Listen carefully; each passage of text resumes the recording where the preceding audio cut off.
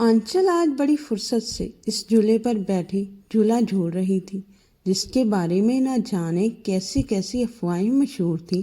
کوئی کہتا تھا اس جھولے پر جو بھی جھولا جھولے اس پر جن عاشق ہو جاتے ہیں، اور اگر جھولا جھولنے والی خوبصورت لڑکی ہو تو وہ جن انسانی شکل میں اس کے سامنے آ جاتا ہے۔ وہ ایسی باتوں اور افواہوں پر یقین نہیں رکھتی تھی، بلکہ اسے گاؤں کی ان فارغ الدماغ عورتوں پر ہنسی آتی تھی جنہیں اس طرح کی افواہیں پھیلانے کے علاوہ کوئی کام نہیں آتا تھا۔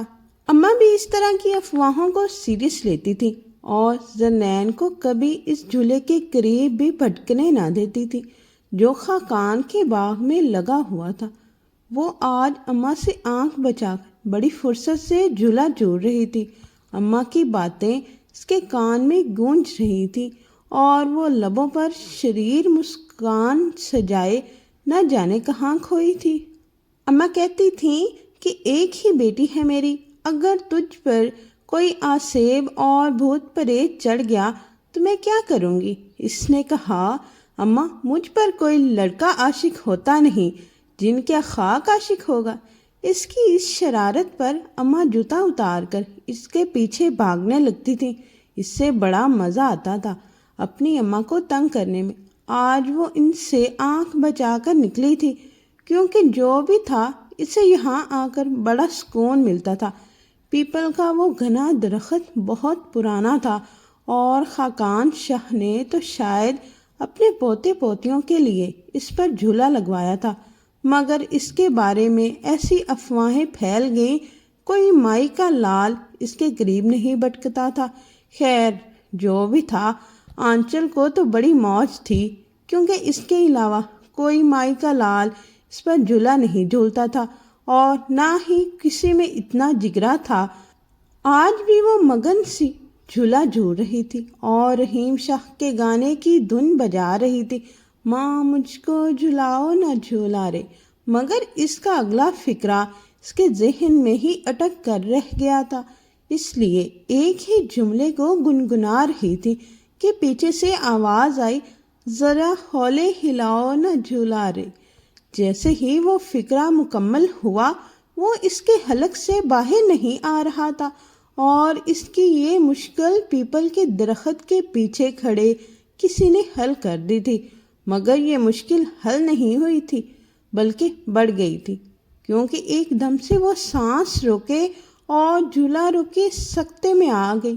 بھوت پریت اور چڑیلوں کے قصے ایک دم سے ذہن میں اٹھ گئے تھے جن پر وہ کھلکھلا کر ہنسا کرتی تھی اور اب گاؤں والوں کی جہالت کو کوستی تھی، مگر اب ان قصوں کی حقیقت جان کر تو جیسے اس کی سٹی گم ہو گئی تھی۔ اس نے محسوس کیا کہ پیپل کے پیچھے سے آواز لگانے والا اب بالکل آنچل کے پیچھے کھڑا تھا۔ اس نے اپنے لمبے ہاتھوں سے جھولے کی دونوں رسیوں کو تھاما اور پیچھے کو لے جا کر چھوڑ دیا تو جھولا پھر سے چلنے لگا اور اسے لگا شاید زمین اور آسمان بھی اس کی آنکھوں میں گھومنے لگے ہیں۔ اس میں اتنی ہمت نہ تھی کہ پیچھے نظر کر کے دیکھتی کہ نہ جانے کس خوفناک بلا سے اس کا پالا پڑا ہے، اور وہ اس کے تعاقب میں کھڑی تھی۔ جب جھولا رکا تو وہ قدم قدم چلتا اس کے بالکل سامنے آیا تھا۔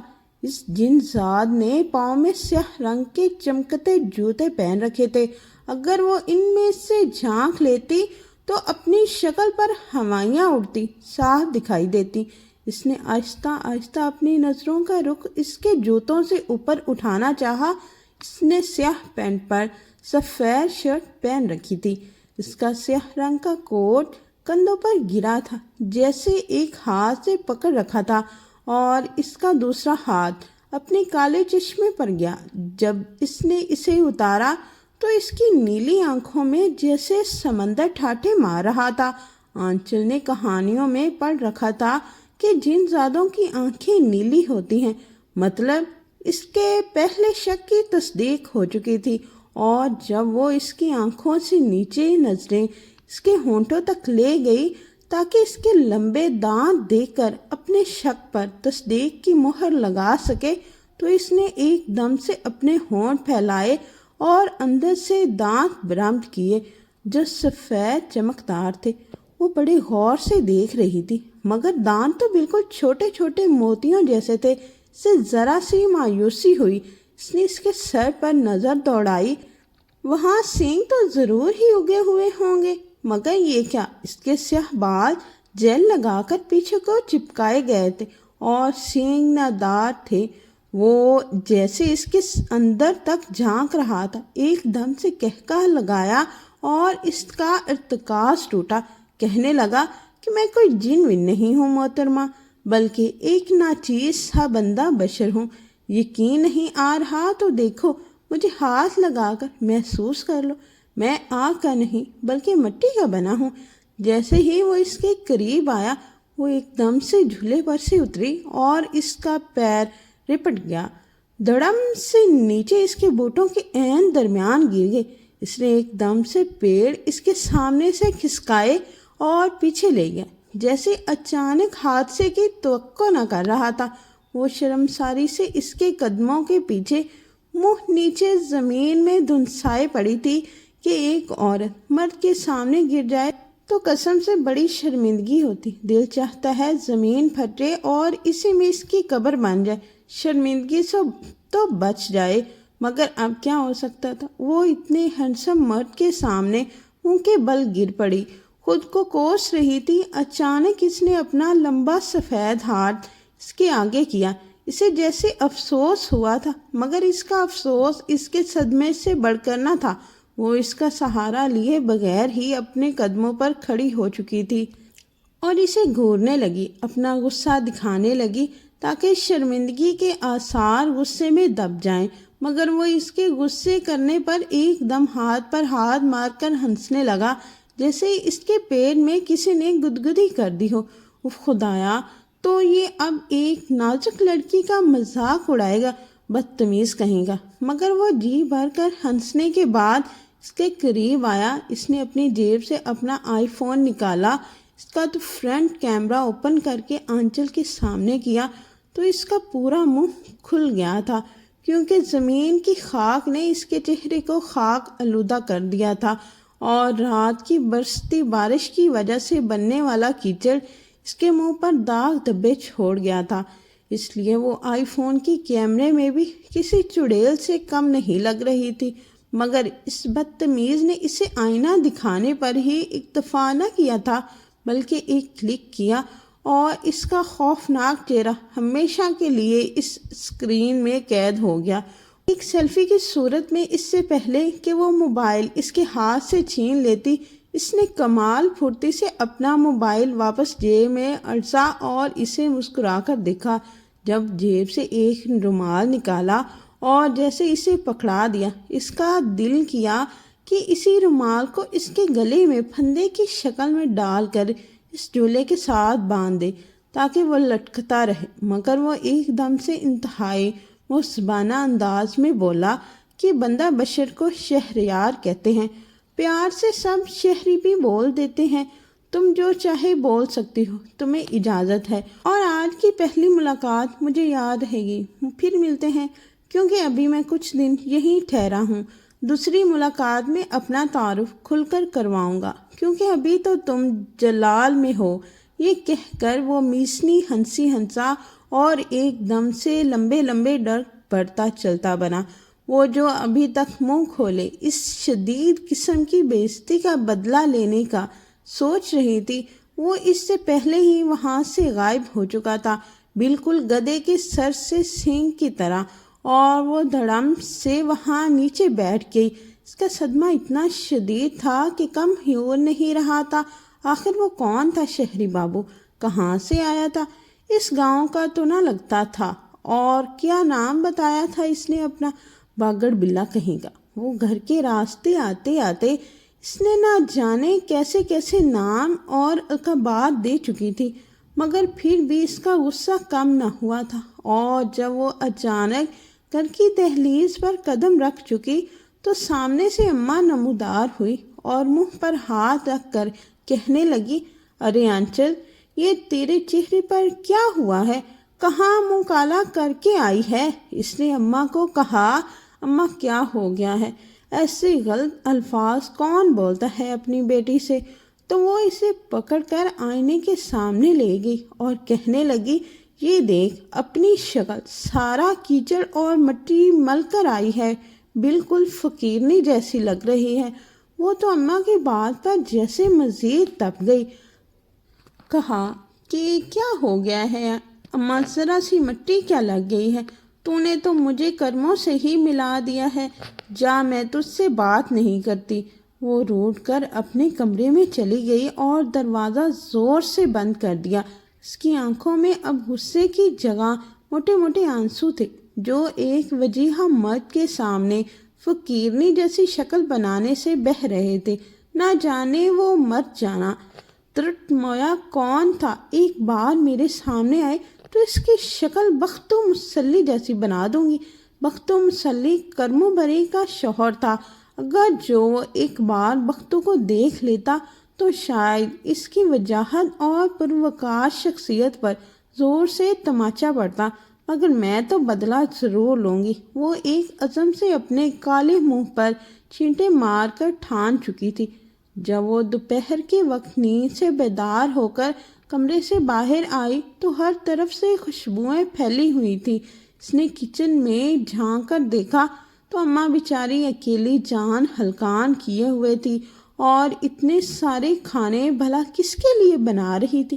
نہ جانے کیوں وہ گھر میں 2 ماں بیٹی ہی تو تھے۔ اس نے تشویش کے عالم میں اماں کو دیکھا جو ماتھے پر آیا پسینہ پوچھ رہی تھی اور دیگچی میں چمچے ہلائے جا رہی تھی۔ اس نے کہا، اماں کیا گرمی میں سٹھیا گئی ہو؟ کس کے لیے اتنے پکوان تیار ہو رہے ہیں؟ کیا ہمارے گھر میں کوئی جنات کی دعوت ہے؟ کیونکہ یہ کھانے تو ہم دونوں کے لیے بہت زیادہ ہے۔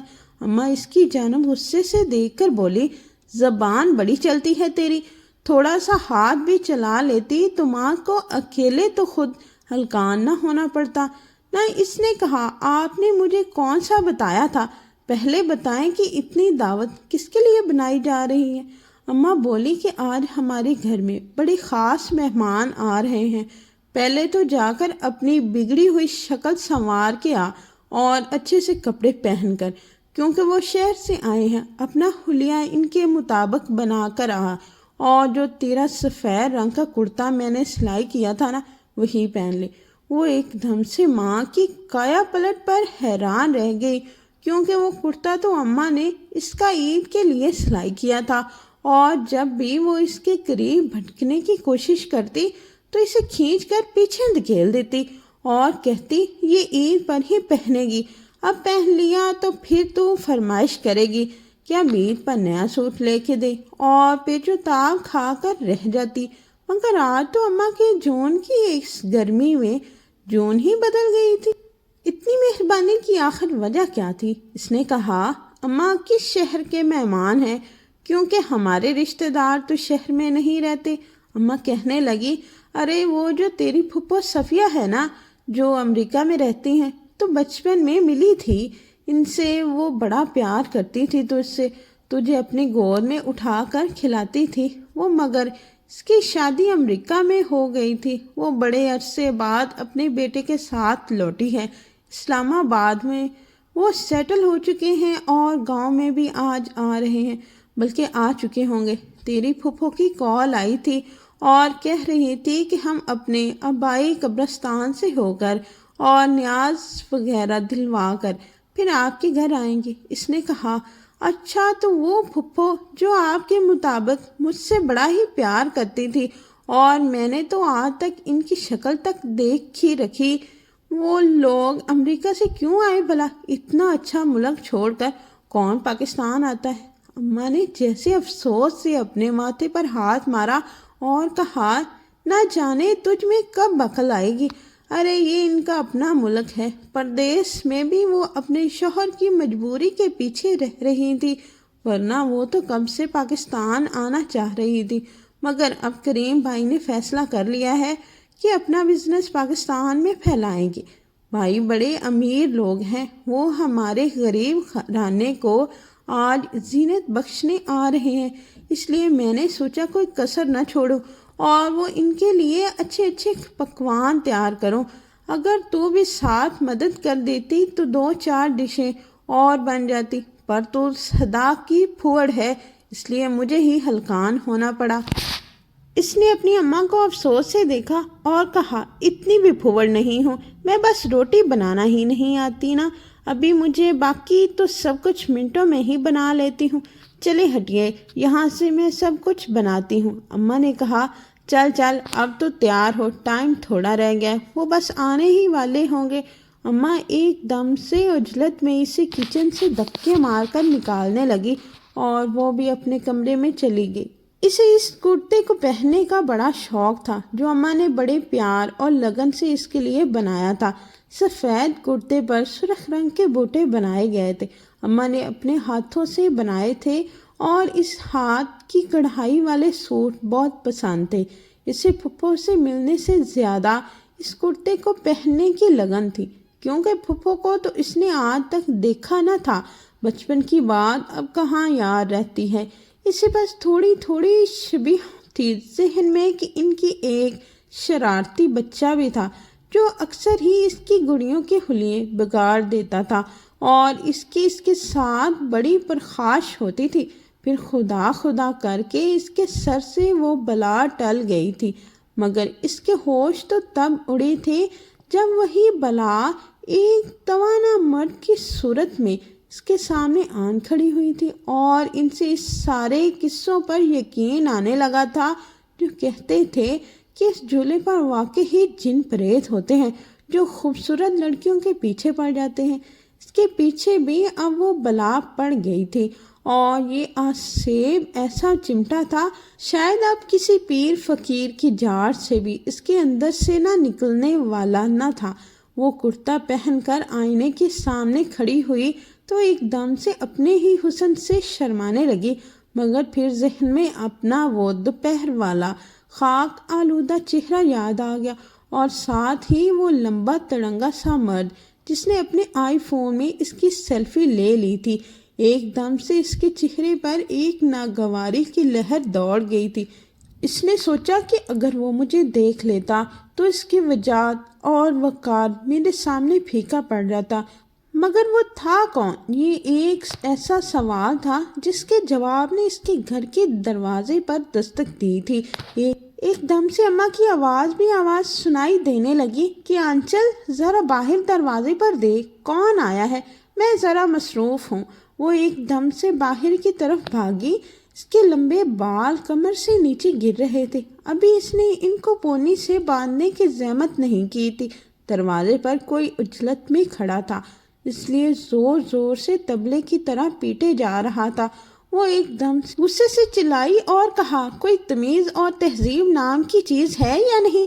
اخلاقیات کی کتابوں میں لکھا ہے کہ اگر دروازہ تیسری دستک پر بھی نہ کھلے تو انسانوں کی طرح واپس پلٹ جانا چاہیے۔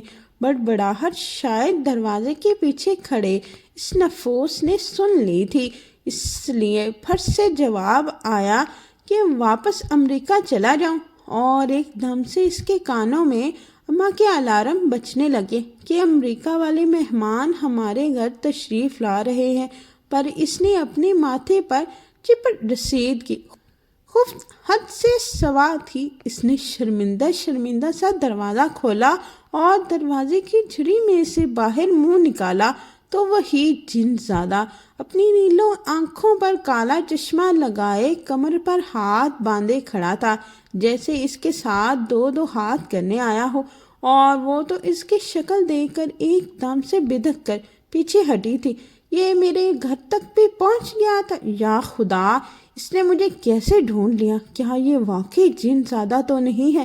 مگر ذہن میں اس کے امریکہ والے جملے نے اسے ایک نئی تشویش میں ڈال دیا تھا۔ تو کیا یہ میری پھپھو کا بیٹا ہے شہریار؟ اس کا نام اس نے سنا سا ہوا تھا۔ ایک دم سے اس کے اندر بھڑکتی آگ شعلوں میں بدل گئی تھی۔ اس کے بچپن کا دشمن اس کے سامنے کھڑا تھا اور جس نے پہلی ملاقات میں ہی اس سے ایک نئی دشمنی کی شروعات کر ڈالی تھی۔ وہ تیوڑی چڑھا کر کمر پر ہاتھ باندھے اسے دیکھ رہی تھی۔ وہ کہنے لگا کہ آپ کی کتابوں میں کیا یہ نہیں لکھا کہ مہمانوں کو اتنی گرمی میں باہر کھڑا نہیں کرتے بلکہ فوراً سے اندر آنے کے لیے راستہ دیتے ہیں۔ وہ جو اس کے راستے میں کسی دیوار کی طرح کھڑی تھی ویسی کی ویسی کھڑی رہی۔ سوچا پہلے اپنا حساب تو ذرا چکتا کر لوں اس سے، مگر اس کی سوچ اس لمبے تڑنگے مرد کے پیچھے سے نمودار ہونے والی ایک سپر سی عورت کے جسم سے اٹھنے والی مہک میں ہی دم توڑ گئی، جو کہ مسکرا کر اس کی طرف بڑھ رہی تھی۔ اس نے ایک دم سے اسے گلے لگا لیا اور اس کا ماتھا چوم ڈالا۔ اسے ایک پرانی سی انسیت محسوس ہوئی کہ یہ لمس بہت زیادہ پہچانا تھا۔ وہ بھی ایک دم سے اس کے سینے سے لگ گئی اور ایسے ملی جیسے برسوں سے بچھڑے ہوں تو یار ملتے ہیں۔ ان کی آنکھوں میں ایک دم سے خوشی کے آنسو بھر گئے۔ کہنے لگی کہ انچل بیٹا، تم کتنی بڑی اور کتنی پیاری ہو گئی ہو، ماشاءاللہ۔ وہ ان کی تعریف پر ایک دم سے کھل اٹھی۔ وہ دونوں ابھی دروازے میں کھڑی ایک دوسرے کی بلائیں لے رہی تھی کہ پیچھے سے بلا ناگواری سے انہیں گھورنے لگی۔ کہنے لگا کہ سچ کہتے ہیں، دو عورتیں جب آپس میں مل جائیں تو کہیں بھی شروع ہو جاتی ہیں۔ یہ بھی نہیں دیکھتی پیچھے کو گرمی میں کھڑا سڑ رہا ہے۔ اس نازک اندام موم کے گڈے کو کچھ زیادہ ہی گرمی لگتی تھی۔ پھپھو جان مسکرا کر ایک دم پیچھے پلٹی اور کہا کہ آؤ شہریار، آنچل سے ملو، دیکھو تو کتنی بڑی اور خوبصورت ہو گئی ہے۔ اس نے بھی راستہ چھوڑ دیا اور وہ اندر داخل ہونے لگی تو پیچھے سے اپنی ماں کو کہنے لگا، ان سے تو میں مل چکا ہوں اور یہ بھی جانتا ہوں کہ یہ کس قدر خوبصورت ہیں، کیونکہ میں ان کا اصلی چہرہ دیکھ چکا ہوں اور اسے اپنے پاس محفوظ بھی کر چکا ہوں۔ اس نے محفوظ سے انداز میں پھپھو کو کہا کہ پھپھو کے تو سر پر سے گزر گیا، مگر یہ جملہ اس کے سر پر لگا اور تلوؤں میں بچھا دل تو چاہ رہا تھا اخلاقیات کے سارے سبق بھول کر اسے کھری کھری سنا دوں، مگر پھپھو کا خیال آتے ہی اس نے اس سوچ کو دفعہ دور کیا اور اسے کمال مہارت سے نظر انداز کیے پھپھو کے ساتھ لگی کمرے کی طرف بڑھنے لگی۔ پھر اماں اور پھپھو کے درمیان ایک ایموشنل سا سین کریٹ ہو گیا اور پھر اماں شہریار کے روبرو آ کر اس کی بلائیں لینے لگی۔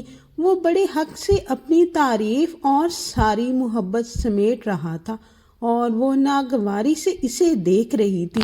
اگر ان کی پہلی ملاقات تھوڑی سی اچھی ہوتی تو شاید اسے بھی اس کے آنے کی خوشی محسوس ہوتی، مگر اس کے اندر تو انتقام کی آگ جل رہی تھی، مگر دل ابھی کے ابھی اس سے بدلہ لینے کو مچل رہا تھا، کیونکہ وہ کسی کو معاف نہیں کرتی تھی اور اپنی توہین کرنے والے کا تو منہ نوچ لیتی تھی۔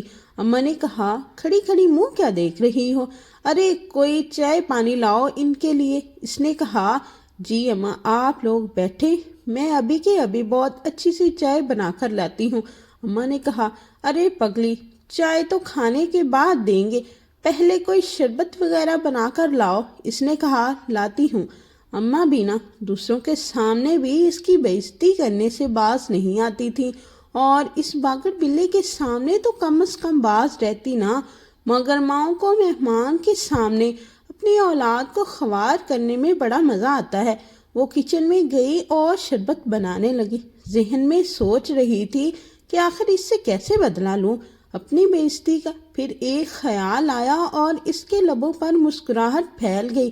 جب وہ شربت کے گلاس لے کر گئی تو ایک گلاس پھپھو کو تھما دیا اور ایک گلاس اٹھا کر شہریار کو اپنے ہاتھوں سے تھمایا۔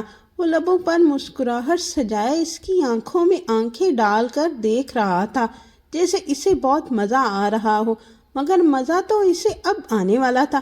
جیسے ہی اس نے شکنجبین کا گلاس لبوں سے لگایا، ایک ناگواری کی لہر اس کے پورے وجود میں سرایت کر گئی، کیونکہ اس نے اس کے گلاس میں پورے 3 چمچ بھر کر نمک ڈال دیا تھا۔ پھپھو تو بڑی مزے سے پی رہی تھی، مگر اس کے حلق سے پہلا گھونٹ ہی نیچے نہیں اتر رہا تھا، مگر وہ کمال شرافت سے گھونٹ گھونٹ پیتا رہا اور اماں سے مسکرا مسکرا کر باتیں کرتا رہا، حالانکہ اس کے اندر تو شاید लावे फट रहे थे जिनका धुआं कानों से निकल रहा था।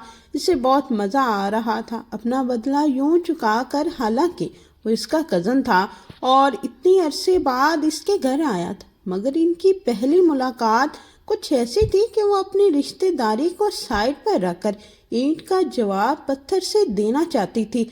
वो बार बार इसकी तरफ देखकर मुस्कुराए जा रहा था, जैसे इसके बदला लेने के अंदाज में मज़ा दिया हो।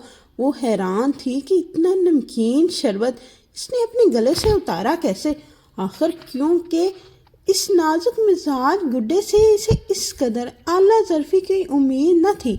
और इसी बात ने इससे मज़ीद शह दी थी कि वो अम्मा की बजाय खुद इसे हर चीज़ सर्व करती थी। इसके खाने को थोड़ा स्पेशल बनाकर इसके आगे पेश करती। इसके अंदर मिर्च मिसालों की कसरत से लावे इसके मैदे के अंदर फट रहे थे और धुआं इसकी कानों और आंखों से बरामद होता था। अम्मा इसकी हालत देखकर दहल गई थी, क्योंकि वो इतना अच्छा खाना बनाती थी कि फूफा तारीफ पर तारीफ किए जाते, मगर इनका बेटा बस हूँ हाँ में ही सर हिलाता, जैसे इसके सब्र का इम्तिहान लिया जा रहा हो और वो इस इम्तिहान में बड़ी ही मुश्किल से पास हो रहा हो। फूफो अम्मा से कहती कि शहरियार को अंग्रेज़ों के फीके खाने खाने की आदत है, इसलिए थोड़ी सी मिर्ची भी इसे बहुत लगती है, मगर रफ्ता रफ्ता आदी हो जाएगा। अब इसे यहीं पाकिस्तान में ही रहना है। और वो बेचारा अपनी मम्मा को क्या बताता कि इनके खानों में मिर्ची कुछ ज़्यादा ही तेज़ है कि इसकी तबीयत पर गिरा गुजर रही है। इसे यहाँ आकर मज़ा आया या नहीं, मगर इसे जिद करके बड़ा मज़ा आ रहा था। इसे यहाँ रहते हुए तीसरा दिन था और इन 3 दिनों में बेचारा गल सड़ गया था। इसकी मिर्ची मिसाले वाले खाने खाकर फूफो अब बाकायदा तशवीश से इसे पूछ रही थी, क्या बात है शहरियार, अगर तुम्हें खाने ज़्यादा मिर्ची वाले लग रहे हैं तो हम चाइनीज़ वगैरह ऑर्डर कर लेते हैं। इसने कहा, फूफो क्या बात करती हैं, मैं तो खुद इतना अच्छा चाइनीज़ घर पर बना लेती हूँ। और फूफो के इस लाल ने तड़प कर इसकी जानब देखा, जैसे अब मज़ीद सहना मुश्किल हो गया हो, और इसे इसकी मासूम सी शक्ल पर बड़ा प्यार आ रहा था। दिल चाह रहा था इसकी बलाएं ले डालूं कि सदके तुम्हारे कितना साबिर बच्चा है। खैर से वो रात को चाय सर्व करने के बाद खुद पर छत पर अपने कमरे में आ गई थी, क्योंकि नीचे वाले कमरे पर तो इसके शहरी के बच्चे ने कब्जा जमा लिया था। वो छत की रेलिंग पर कहनी टिकाए चाय पी रही थी। इसके लबों पर मुस्कुराहट मुसलसल जारी थी। जो भी था, इसे ये सब करके बहुत मज़ा आ रहा था। जब एक औरत मर्द को जिद करती है और वो मर्द इसकी हर गुस्ताखी को बर्दाश्त भी कर लेता है, किसी को कानों कान खबर हुए बगैर, तो औरत को बहुत सुकून मिलता है। इसकी अना को तस्कीन मिलती है। वो भी इस सुकून और तस्कीन को एंजॉय कर रही थी कि अचानक सीढ़ियाँ चढ़ने की आवाज़ से चौंक गई। वो चाय का कप उठाए इसके पास आकर खड़ा हो गया। इसका कप रीलिंग पर पड़ा था। इसने भी साथ अपना कप रख दिया और इसकी तरह ही कहनी टिका कर झुककर सामने देखने लगा। इसने मुस्कुराकर इसे कहा, कैसी लगी चाय आपको? कहने लगा, बहुत लाजवाब है, सच में बड़ा जायका है तुम्हारे हाथों में। कुदरत ने कूट कूट कर भरा है कि अगले बंदे के बखिए तक उधेड़ कर रख देता है। मगर तुम अपने तीर आजमाओ, मैं अपना जिगर आजमाता हूँ, क्योंकि मैं वाकई अपना जिगर आजमा रहा हूँ। मेरा जिगर मेरे दिल से 1000 शिकवे करता है कि तुम्हारे चक्रों में जिस्म की सेहत मुतासिर हो रही है, मगर दिल तो अपनी मनमानी करता है। न इससे तुम्हारी ये बेज़रर सी शरारतें मज़ा देने लगी हैं। वो इसके बिल्कुल करीब आकर मेरी आंखों में आंखें डालकर बोल रहा था। इसकी आंखों में जैसे खुमार सा उतर आया था। इसके दिल को एकदम से कुछ होने लगा। एक अजीब सी दस्तक थी जो दी जा रही थी। एक पुरइसरार सा ऐलान था जो किया जा रहा था। एक आसेब सा था जो दिल में पंजे गाड़ चुका था, और ये आसेब ऐसा था जिससे पीछा छुड़ाना बड़े बड़ों के बस में नहीं होता, کیونکہ عشق کا روگ کاری ہوتا ہے اور زندگی پر بہت بھاری ہوتا ہے۔ وہ اس کے کانوں میں عشق کا سور پھونک چکا تھا کہ کہہ رہا تھا کہ جب میں رات کو سوتا تھا نا تو 2 سیاہ آنکھیں ہر رات خواب میں میرا تعاقب کرتی رہتی تھی۔ ان کی کھوج میں ایسا نکلا ہوں کہ پاکستان تک آ گیا ہوں، اور مجھے نہیں لگتا کہ وہ 2 سیاہ آنکھیں مجھے آصف زدہ سے جھولے پر ملیں گی جو ہمیشہ کے لیے میرے دل میں پیوست ہو کر رہ جائیں گی، اور ان سی آنکھوں کی خوبصورتی کے آگے میں تمہاری ساری گستاخیاں نظر انداز کر سکتا ہوں۔ اتنا جگر تو ہے مجھ میں، اس لیے تم اپنے تیر آزماؤ، میں اپنا جگر آزماتا ہوں۔ یہ کہہ کر وہ نیچے چلا گیا اور وہ وہیں کھڑی رہ گئی، مگر اس کا دل ایک دھڑکن چھوڑ چکا تھا، کیونکہ آصف زدہ محبت نے اس کے تاروں کے ساتھ عجیب چھیڑخانی کر ڈالی تھی۔ صبح وہ نیچے آئی تو مریض عشق اب معدے کا مریض لگ رہا تھا۔ اس کے پیٹ پر ہاتھ رکھے بار بار واش روم کے چکر لگا رہا تھا۔ اماں اور پھپھو شدید تشویش میں مبتلا تھیں، اور پہلی بار اسے بھی احساس ہوا کیا ضرورت تھی انتقام میں اس قدر اندھا ہونے کی کہ گھر کے سارے مرچ مسالے ہی ختم کر دیے۔ اور شاید اس کا بھی خاتمہ قریب تھا، کیونکہ وہ لمبے لمبے سانس لے رہا تھا، بخار سے تڑپ رہا تھا، اس کے جسم کے سارے پرزے ہل جل گئے تھے۔ اماں نے اس کے سر پر پٹیاں رکھی اور اسے کہا، جا دیسی مرغے کی یخنی بنا کر لا شہری کے لیے۔ اور شہریار یہ بات سن کر کہنے لگا، نہیں نہیں آنٹی، مجھے کسی چیز کی ضرورت نہیں، آپ اتنا تکلف مت کریں۔ اور وہ ایک دم سے ہنسنے لگی۔ اماں نے اسے گھوری ڈالی کہ یوں مریض کے سامنے کون ہنستا ہے بلا، مگر وہ کچن میں چلی گئی اور یخنی بنانے لگی۔ جب وہ بنا کر اس کے سامنے لے کر آئی تو اس کی آنکھوں میں شرارت سی تھی۔ وہ اسے دیکھ کر پیچھو تاب کھانے لگا اور تڑپنے لگا۔ اس نے اماں سے کہا، اماں آپ کو پھپھو بلا رہی ہیں، شاید انہیں کوئی کام ہے، آپ میں اپنے لاڈلے کزن کو اپنے ہاتھوں سے سوپ پلاتی ہوں۔ اماں اس کے حوالے کر کے چلی گئیں اور وہ اس کے سامنے کرسی پر بیٹھ گئی۔ اس نے ایک چمچہ باؤل کے اندر بھرا اور اس کے منہ کے قریب لے گئی۔ وہ اس کی آنکھوں میں بغور دیکھ رہا تھا۔ نکہت ایسی تھی کہ حد سے سوا تھی۔ اس نے کہا، کیا ہو گیا ہے، اتنی جلدی ہار گئے ایک عورت سے؟ میری سیاہ آنکھوں میں غور سے دیکھو تو تمہارے اپنے سارے دکھ اور تکلیف بھول جائے گی، اور فٹافٹ یہ یخنی ختم کرو، اس نے تحکم سے کہا، اور وہ اچھے بچوں کی طرح مان گیا۔ اس نے اسے پہلا چمچ پلایا تو وہ ایک دم سے حیران شکل بنا کر اس کی جانب دیکھنے لگا، اور وہ اسے دیکھ کر مسکرانے لگی۔ کہا کہ میرا دل بہت بڑا ہے، میں لوگوں کو معاف کرنے میں دیر نہیں لگاتی، اس لیے میں نے سوچا تم میرے دور پرے کے کزن ہو جو اتنے سالوں بعد ہمارے گھر تشریف لائے ہو، کیوں نہ ہم دشمنی کو ختم کر دیں؟ تم اپنے موبائل سے میری سیلفی ڈیلیٹ کر دو اور میں اپنے دل سے تمہاری دشمنی ڈیلیٹ کر دوں گی۔ وہ اس طرف دیکھ کر مسکرانے لگا اور اپنا موبائل جیب سے نکالا، اسے تھما دیا، کہنے لگا، یہ لو پکڑو اور خود ہی ڈیلیٹ کر دو، کیونکہ وہ تصویر تو اب میرے دل میں بس چکی ہے، وہاں سے تم اسے کبھی نہیں اڑا سکو گی۔ اس نے اس کا موبائل پکڑا اور گھما گھما کر دیکھنے لگی، کیونکہ اس نے آج تک آئی فون استعمال کرنے کا تجربہ نہیں تھا۔ اب اسے کیا پتا تھا یہ کھلتا کدھر سے ہے؟ وہ رہی گاؤں کی سیدھی لو، دیہاتی لڑکی۔ اس نے آہستہ سے موبائل اس کے ہاتھ سے پکڑ لیا اور وہ تصویر نکال کر اس کی آنکھوں کے سامنے ڈیلیٹ کر دی۔ اسے ایک دم سے اس پر بڑا پیار آیا تھا، اتنا اچھا بچہ تھا، فوراً مان گیا۔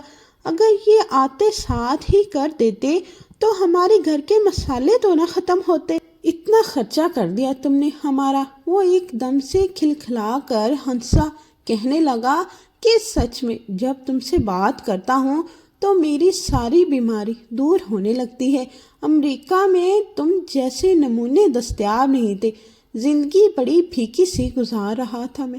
اگر میں نے ہمدرد بننے کا ارادہ ملتوی کر دیا تو تمہاری بیماری واپس بھی آ سکتی ہے، اس لیے جلدی سے یہ یخنی پی لو، شاید اس سے ہی تمہارے معدے کے سوراخ بھر جائیں۔ اور شہری نے اچھے بچوں کی طرح ساری یخنی پی لی، کہنے لگا اگر تمہارے اندر کی انتقامی روح سو جائے، اتنا برا ٹیسٹ نہیں ہے تمہارے ہاتھ کا، زندگی بھر گزارا کیا جا سکتا ہے۔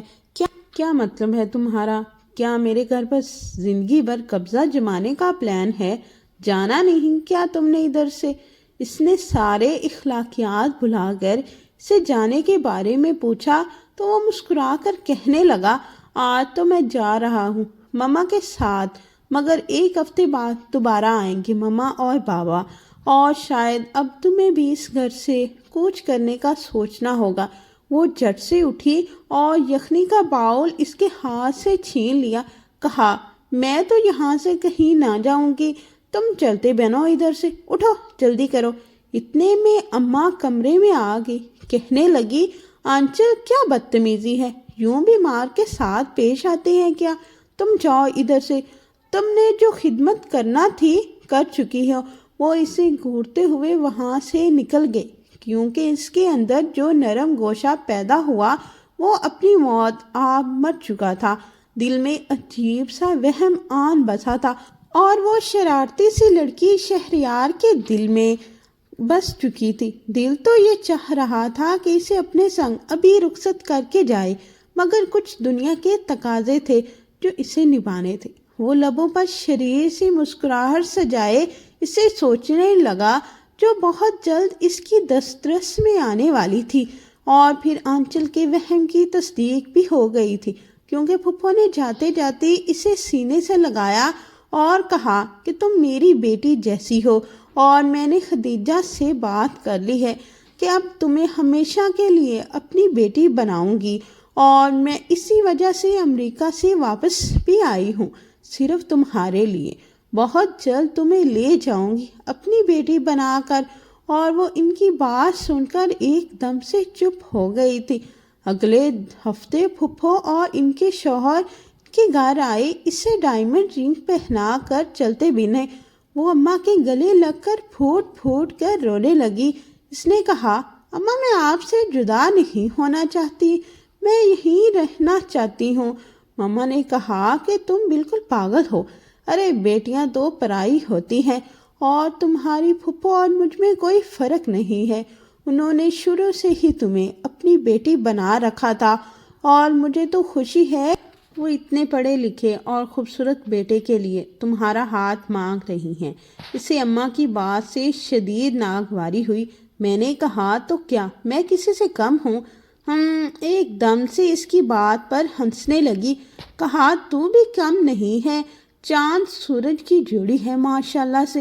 میں نے تمہارے لیے ہمیشہ شہریار کو ہی سوچا تھا، اور آج صفیہ نے اس بات کی تصدیق کر کے میرا دل موہ لیا ہے۔ بہت اچھا لڑکا ہے شہریار، تمہیں بہت خوش رکھے گا۔ اور اسے سمجھ نہیں آ رہی تھی کہ وہ اتنا زیادہ بے چین کیوں ہو رہی ہے۔ اس کے انتقام لینے کے چکروں میں اس کی زندگی کا ہی حصہ بننے جا رہی تھی۔ اس کے دل میں عجیب سی ویکلی تھی، اور وہ اس جذبے کو کوئی نام نہیں دے پا رہی تھی۔ پھر دیکھتے ہی دیکھتے وہ اس گھر کے اس کی بیوی کی حیثیت سے رخصت ہو کر گئی۔ ان کا گھر اسلام آباد میں تھا، اور وہ یہیں پر سیٹل ہو چکا تھا۔ ایک بڑی ملٹی نیشنل کمپنی میں CEO کی جاب کرتا تھا۔ وہ نہیں جانتی تھی کہ وہ خوش ہو یا اداس۔ وہ اپنے اس جذبے کو کوئی نام نہیں دے پا رہی تھی، کیونکہ اس نے کبھی نہیں سوچا تھا کہ اس کی اتنی جلدی شادی ہو جائے گی، اور وہ بھی شہریار سے۔ وہ واقعی اس کی زندگی میں کسی آسیب زدہ سائے کی طرح آیا تھا، اور اس کا پورا وجود اس کی لپیٹ میں آ چکا تھا، اور شاید اس کا دل بھی۔ جب وہ دلہن بنی اس کے گھر کی دہلیز پر رکی تو پھپھو اس کی بلائیں لینے لگی، اس کی واری صدقے ہونے لگی۔ وہ ان کی محبت پا کر بہت خوش تھی۔ شہریار کے لبوں سے مسکراہٹ ایک لمحے کے لیے بھی جدا نہیں ہو رہی تھی۔ وہ بار بار اس کے کانوں میں کوئی شرارت گھول دیتا تھا، اسے ہنسانے کی کوشش کرتا تھا، مگر وہ کمال مشرقی لڑکیوں کی طرح خاموش تھی اور کوئی بھی بدتمیزی کرنے سے پرہیز کر رہی تھی۔ مگر جب وہ اس کے کمرے میں داخل ہوئی تو اس کا پارا 7ویں آسمان کو پہنچ چکا تھا۔ خوبصورت سی مسحری اور ہر طرف رنگوں اور خوشبوؤں کے سیلاب کے درمیان ایک شدید ناگواری کی لہر تھی جو اس کے وجود میں سرایت کر گئی تھی، کیونکہ بیڈ کے عین سامنے بڑے سے فریم میں اس کی وہی تصویر لٹکی ہوئی تھی جو اس نے اپنے موبائل میں اس کی پہلی دفعہ دیکھ کر قید کر لی تھی اور اس کے کہنے پر ہی اس کے سامنے ڈیلیٹ کر دی تھی۔ وہ کتنا بڑا ڈرامے باز تھا، اس تصویر سے ہی تو ان کی دشمنی کا آغاز ہوا تھا اور اس نے وہی تصویر ایک سامنے لگا رکھی تھی جو کمرے کی خوبصورتی میں ایک بدنما دھبے کی طرح تھی۔ اس کے تو تن بدن میں ایک آگ سی لگ گئی تھی، کیونکہ وہ تو اس کے ساتھ اس کی بیوی کی حیثیت سے بہت مہذب انداز میں پیش آنے کے بارے میں سوچ چکی تھی اور اس پر مکمل ریہرسل بھی کر چکی تھی، مگر شاید اسے عزت راس نہیں تھی اور نہ ہی وہ اس کی محبت اور پیار کا حقدار تھا۔ اس کے ماتھے پر تیوری دیکھ کر وہ اس کی جانب دیکھ کر مسکرانے لگا اور کہا، مجھے تمہاری اس شکل سے عشق ہوا تھا، پہلی نظر کا عشق، اور میں اپنی پہلی نظر کے عشق کو ہمیشہ کے لیے اپنی نظروں کے سامنے محفوظ کرنا چاہتا تھا۔ کیسا لگا میرا سرپرائز؟ روز میں بستر سے اٹھ کر اس تصویر کو دیکھوں گا تو میرا دن اچھا گزرے گا۔ اس نے پیچھے سے اس کے گرد بازو حمائل کر لیے اور اسے خود کے قریب کر لیا۔ میں ایک دم سے اسے خود سے ہٹا کر پیچھے کو دھکا دیا۔ اس نے کہا کہ شاید تمہیں شرافت اور عزت کی زبان راس نہیں آتی۔ آپ دیکھنا میں تمہاری کیسے خبر لیتی ہوں۔ پہلے تو میں پھپھو کو بتاتی ہوں کہ آپ کے تہذیب دار اور تمیزدار بیٹے نے شادی کا تحفہ کس صورت میں دیا ہے، پھر میں خود تمہاری خبر لوں گی۔ وہ ایک دم سے کمرے سے نکلنے لگی تو وہ سامنے آ گیا اور دروازہ لاک کر دیا۔ کہنے لگا کہ میں یہ جنگ امی کے بغیر بھی جیت سکتا ہوں اور تمہارا یہی روپ زیادہ پسند ہے۔ جب جب میں تمہیں اس جنگلی روپ میں دیکھتا ہوں تو میرے اندر مزید ہلچل مچ جاتی ہے اور میری روح سرشار سی ہو جاتی ہے۔ میاں بیوی کے درمیان تھوڑی تھوڑی بدتمیزی بھی ہو جائے تو اس میں کوئی مضحکہ نہیں۔ اس نے کہا، فوراً سے پہلے اس فریم کو نیچے اتارو ورنہ میں بہت برا پیش آؤں گی۔ اس نے کہا، اچھا بابا اتارتا ہوں، میں بس تمہارا وہ پہلے دن والا ری ایکشن دیکھنا چاہ رہا تھا۔ اس نے اچھے بچوں کی طرح اس کا کہنا مان لیا اور فریم اتار کر اسے الٹا رکھ دیا۔ کہنے لگا، اب تو تمہیں کوئی اعتراض نہیں نا؟ اس نے کہا کہ میں اس تصویر کو آگ میں جھونک دوں گی۔ وہ اس کے انتہائی قریب آتے کان میں سرگوشی کرتے ہوئے بولا کہ کتنی تصویریں تم آگ میں جھونکو گی، کیونکہ میں نے اسے ہمیشہ کے لیے اپنے موبائل میں اور اپنے دل میں محفوظ کر لیا ہے، اور جب بھی میں تمہارا یہ جنگلی روپ دیکھنا چاہوں گا تو یہ تصویر تمہارے سامنے کر دوں گا۔ اس کے لہجے میں شرارت تھی اور اس نے اسے زور سے پیچھے سے دھکا دیا۔ اس کی شادی کی پہلی رات کسی کشتی سے کم نہیں ہونے والی۔